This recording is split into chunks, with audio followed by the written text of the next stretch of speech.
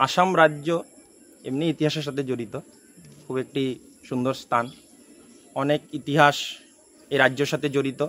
তার মধ্যে সুন্দর স্থান হচ্ছেন গিয়ে আমাদের শোণিতপুর, যার ইতিহাসে ব্যাখ্যান রয়েছেন। ইতিহাস বলতে গেলে ধর্মীয় গ্রন্থ ইত্যাদি, আমাদের যেই 18 পুরাণ রয়েছে সেই পুরাণগুলির মধ্যেও এই স্থানের খুব সুন্দর করে লিপিবদ্ধ আছে, লেখা আছে এখানের ইতিহাস। সুন্দর স্থান শোণিতপুর, তার মধ্যে সুন্দর স্থান হচ্ছেন গিয়ে তেজপুর, তার মধ্যে সুন্দর স্থান হচ্ছে গিয়ে ঢেকিয়াজুলি।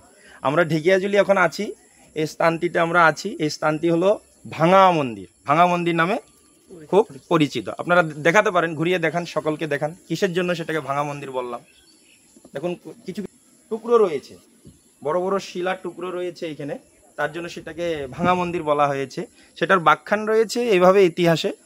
যখন বান রাজা দৈবাক্রমে গুপ্তেশ্বর মহাদেব যে শিবলিঙ্গ, সেই মহাদেবকে সাক্ষাৎ করতে সেখানে আসছিলেন, তখন মন্দিরটা হয়তো সম্পূর্ণরূপে নির্মিত ছিলেন না। দেবশিল্পী বিশ্বকর্মাকে মহাদেব আদেশ করলেন যে তুমি আমার জন্য একটি মন্দির নির্মাণ করো। সেই সূত্রে বিশ্বকর্মা খুব সুন্দর করে মহাদেবের আজ্ঞা পেয়ে মন্দির নির্মাণ করতে লাগলেন, এবং বিশ্বকর্মার সেই সেবাতে তিনি খুব প্রসন্ন হয়ে বিশ্বকর্মাকে বললেন যে তুমি তোমারও একটি গৃহ, আমার খুব গৃহভূমি বা আমার মন্দিরের খুব সমীপবর্তী জায়গায় তুমি সেটাকে নির্মাণ করো। তখন সেই মহাদেবের আদেশ পেয়ে তিনি খুব প্রসন্ন হয়ে গেলেন, প্রসন্ন হয়ে গিয়ে নিজেও একটি গৃহ নির্মাণ করতে লাগলেন।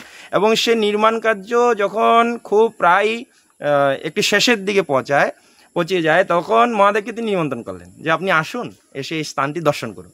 তখন মহাদেব একদিন আসলেন, এসে জায়গাটি দেখলেন, দেখে তিনি কিছুটা বললেন।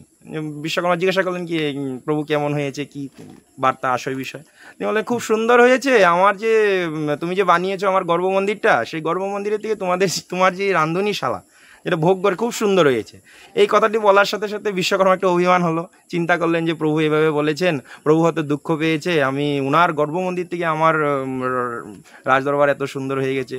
সেই কথাটি প্রভুর মান রাখতে গিয়ে কি করলেন, তিনি এক প্রহারেই সম্পূর্ণ নিজের যে গৃহটি ছিলেন সেটাকে ভেঙে চূর্ণ বিচূর্ণ করে ফেললেন।